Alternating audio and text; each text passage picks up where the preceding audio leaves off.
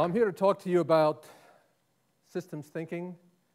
I'm here to talk to you about violence, but it's not the violence that we typically are familiar with, topic of the press, the TV. It includes also structural violence. My story began about almost 10 years ago. As was mentioned, I started the trauma program, and in that capacity, I was responsible for really building the trauma program here at Cincinnati Children's Hospital. And about 10 years ago, there was a young lady, 12 years old, who came in with a gunshot wound of the chest. And I'll never forget that day. She died despite the fact that we have, in my opinion, the best trauma center in the country. And what I told that mother is that her child did not die in vain. And that was the beginning of my journey. Because I asked the question, as all of you should ask, why do we have a 300% increase in the number of children with gunshot wounds coming in to Children's Hospital? Why do we have 14-year-olds dying in the street? But what I want to share with you is that that is one of the most complex problems,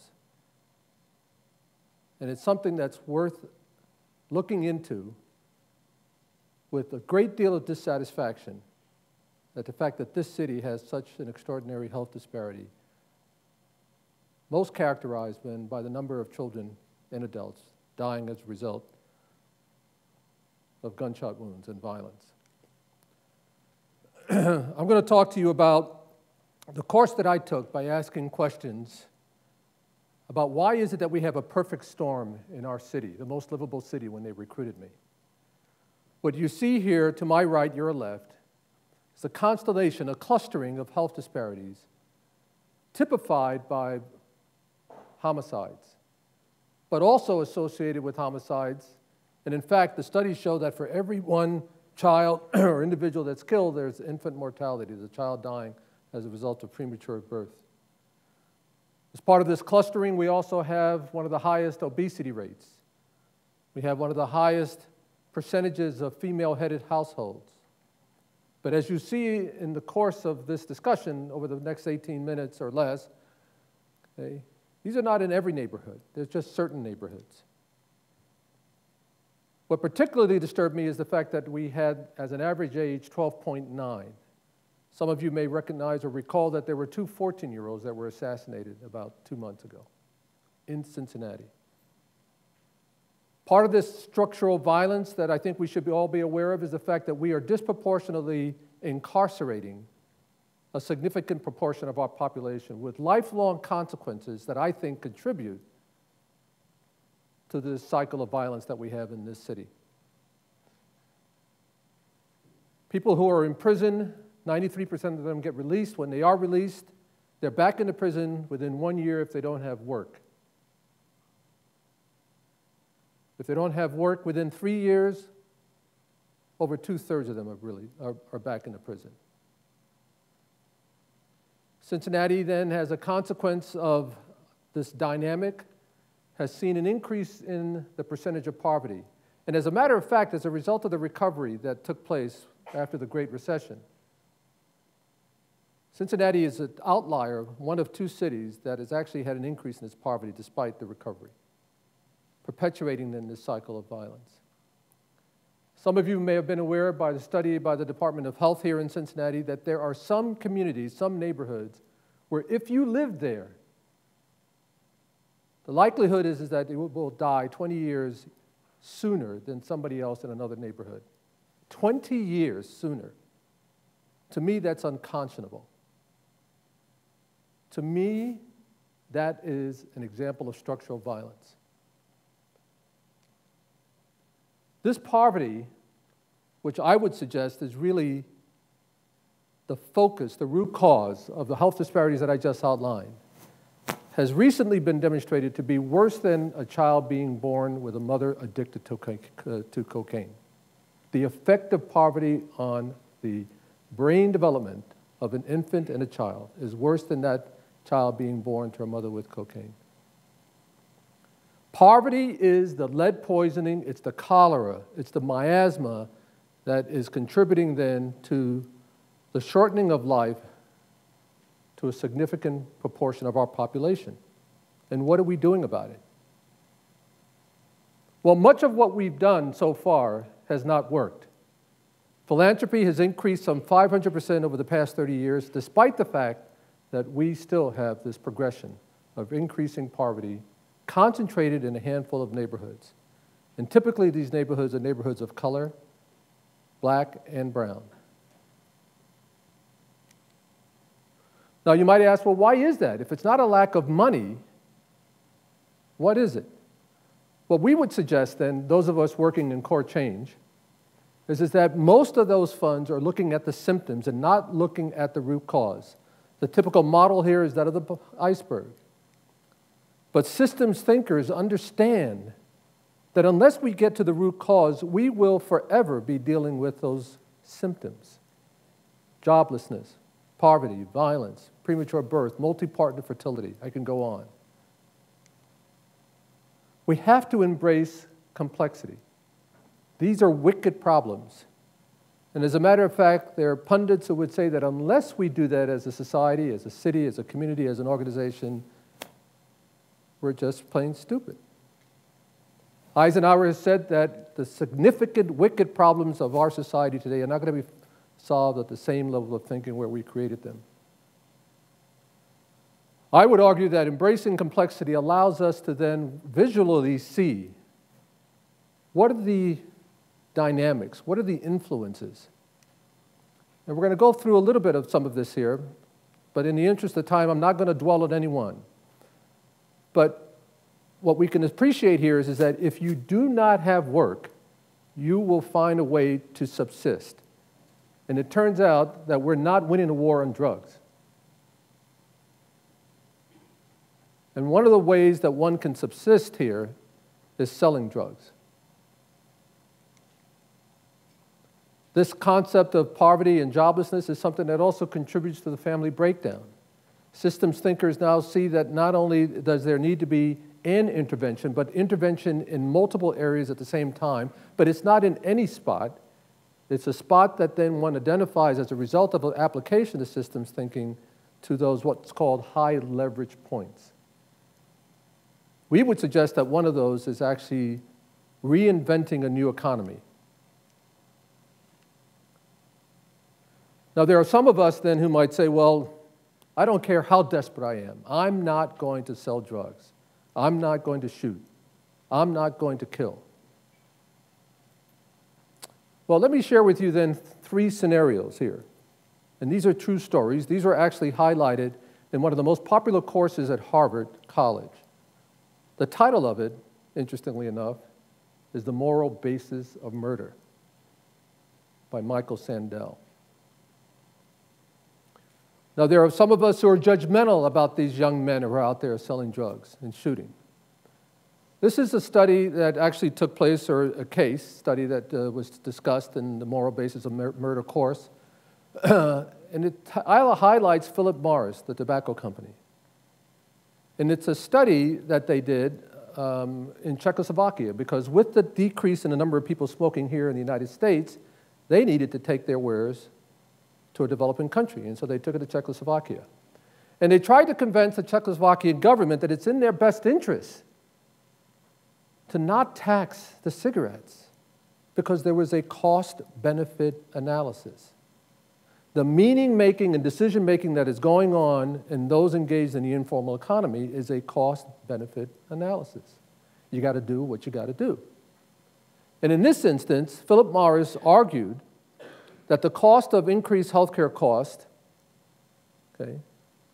would be weighed against the benefits of tax revenue from the cigarette sales, healthcare savings because people will die earlier, pension savings because they're dying early, you're not going to be able to provide, you don't have to provide.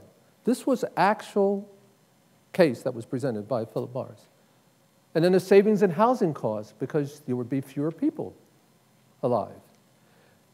And they argued that there would be a net gain of citizen smoke of $147 million, And because of the premature deaths, that they could save $1,200 and some odd dollars per person.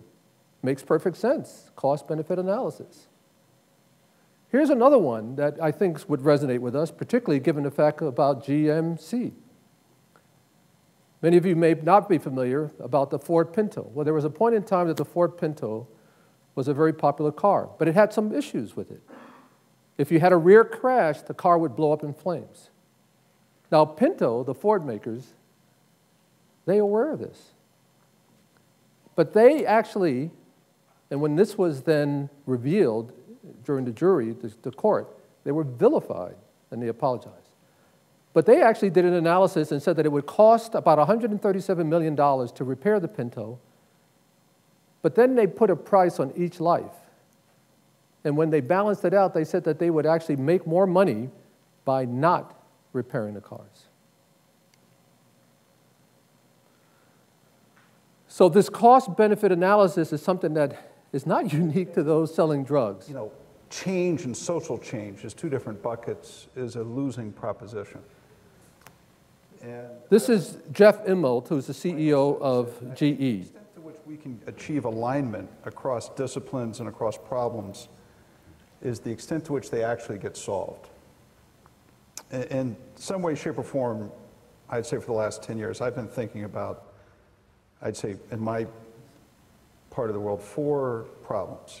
You know, one is, could technology create clean energy and energy security? The second one was, could you build a profitable healthcare business while the cost of healthcare actually goes down, quality goes up, and access improves? The third one was, could you build a profitable business by serving the needs of the emerging world, which is going to be the biggest economic force in most of the students in this room's life? And the fourth was, could the standard of living for an average person in India go up 100-fold in the next generation without the standard of living of Americans actually going down? What Jeff Immelt was saying is that it's not a matter of either or as far as business addressing social problems.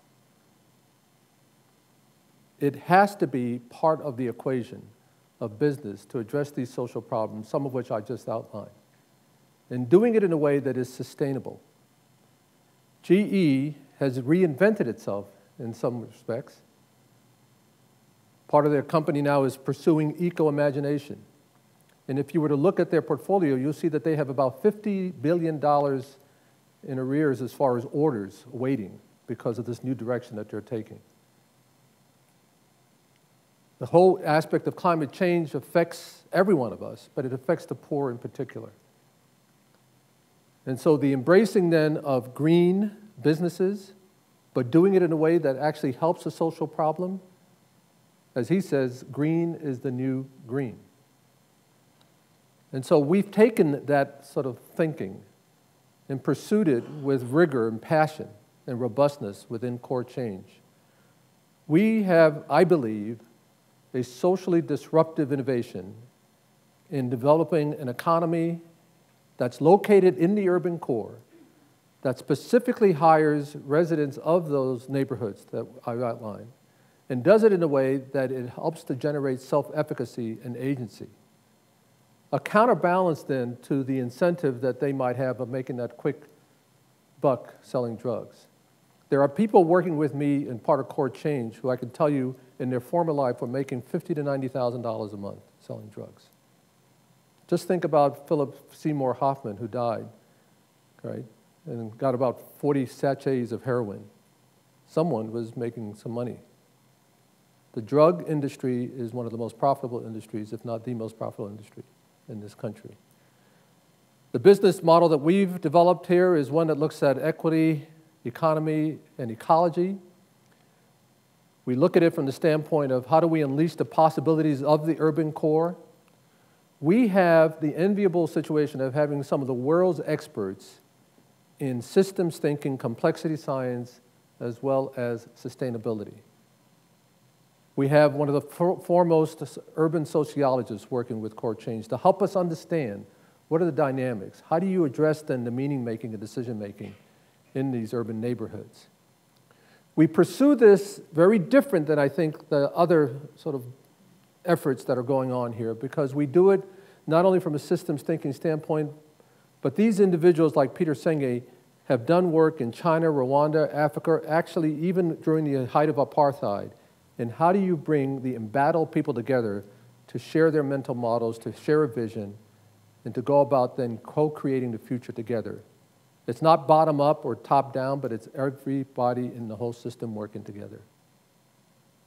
We do this in a way that it respects those individuals that often are maligned in the press, and perhaps even in our sort of dinner conversations. Core Change then has embraced the idea of actually looking at how do you leverage the procurement properties of the anchor institutions. And an example that we have here is leveraging the procurement opportunities of the anchor institutions in a green business that for us is called Waterfields. It's one of several that we have in the pipeline. I'm grateful to Xavier because Joe Carter and colleagues have been very helpful, as well as the executive MBA class, in helping us sort of bring this business model together. But in essence, what it is growing microgreens. Each and every one of you, by the way, I would suggest have this for breakfast every day. If your supply is low, please contact me. We can sort of assort that. But these microgreens now are being sold to every major restaurant. This is a little Facebook page from Boca. And the part of this is that we will be hiring individuals from Lower Price Hill. We picked Lower Price Hill because that was one of the most challenged neighborhoods. And they embraced us because they felt that they are a forgotten neighborhood. So we go about this then in a way knowing that we have to get to scale. Having just hiring 20 people is not going to be enough. We envision that with all the multiplier businesses that we're going to have, we can hire 5,000 to 10,000 over the 5 to 10 year period of time. I want you to read this because one of the street workers who's working with me in Core Change sent this to me. And what it says here is that, Doc, we lost another 14-year-old. I met with the family, because he goes to meet with the family. A 14-year-old. Today, my grandson and granddaughter are 13. 14-year-old. Unconscionable in this society, because it's not a bullet that killed that child. It's concentrated poverty that has persisted, that we have allowed to persist. We have a choice. But I'm troubled because I get a letter like this from a family. Dear Dr. Garcia, 20 years ago you saved Vanessa's life. It's my job as a surgeon. She's working at Christ Hospital in HR. We're so happy that she's alive, but we know that she's going to go off to a warmer place, Myrtle Beach, South Carolina. Thank you again for saving her life. The parents have enjoyed every phase of her growing up to be a fine young lady, and we continue to enjoy her adult adventures. The last death that we had in our emergency room was a 14-year-old girl with a gunshot wound to her chest. CPR for a half hour before she got here. This haunts me because as the founding director of a trauma program, I feel like I failed. But we have a choice. We have a choice. Thank you.